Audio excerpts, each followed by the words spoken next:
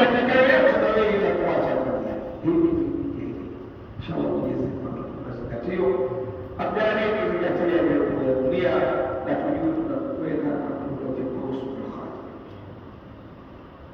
Tabaraka dhuluna kibriyai kafara bil jalali wa bil maqami.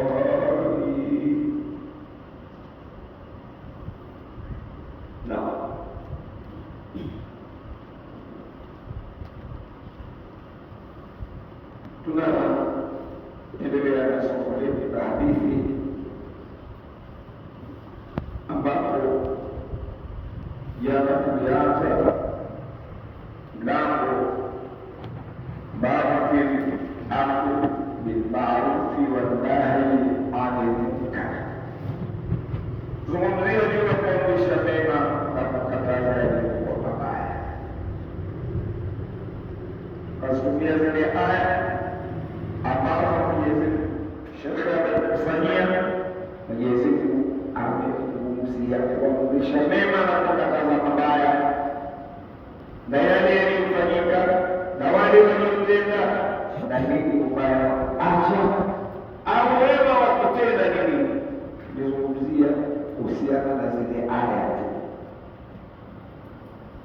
Ama hadithi ndani ya mlango huu ni nyingi,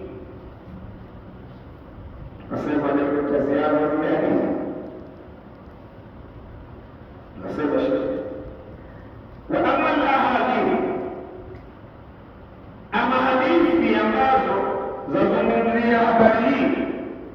Awal, hadithi ya kwanza na Abi Said al-Khudri ni ile ambayo imepokewa kutoka kwa Abi Said al-Khudri radhiyallahu anhu. Qala, amesema Said asema sami'tu Rasulullah, nimemsikia Bwana Mtume sallallahu alayhi wasallam yakulu, nimemsikia anasema, man raa minkum, atakayeona kati ya nyinyi munkara, jambo baya, jambo lenye kukataliwa, jambo lenye kuharamishwa, akaona latendeka mahali, falyughayyirhu biyadihi, na alikemee kwa mkono wake, maana atumie nguvu zake kulivunja lile jambo.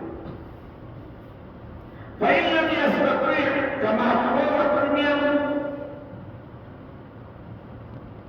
fabilisani, alikemee kwa ulimi wake. Mazungumzo jamani hilo baya, asinyamaze.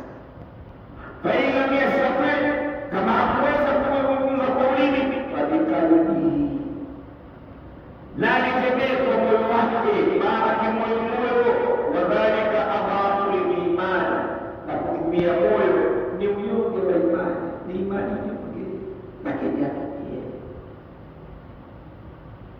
raha ameona jambo la munkar. Jambo la munkar unajulikana na leo yameenea tena, lakini Tanzania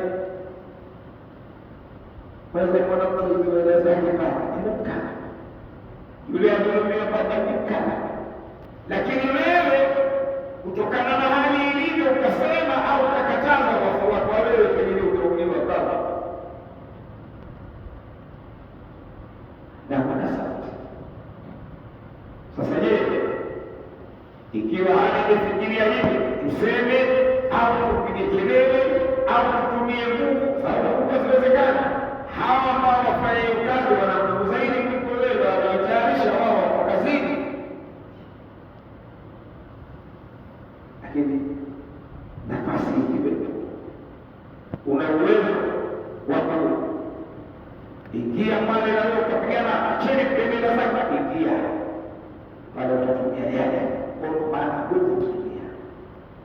Hawa pale ukiingia iwezekana wewe pia, kama inawezekana anapiga tashukari watu zake kuangalia, utakuwa unachukua kwa vifaa, unatumia ulimi.